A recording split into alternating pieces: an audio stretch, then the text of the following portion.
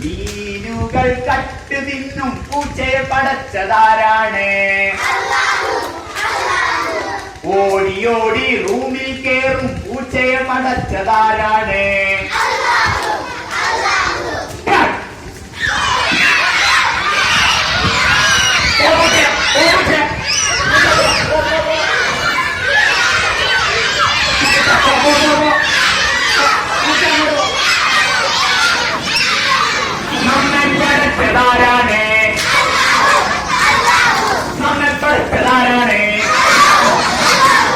ആനയെ പടച്ചതാരാണ്?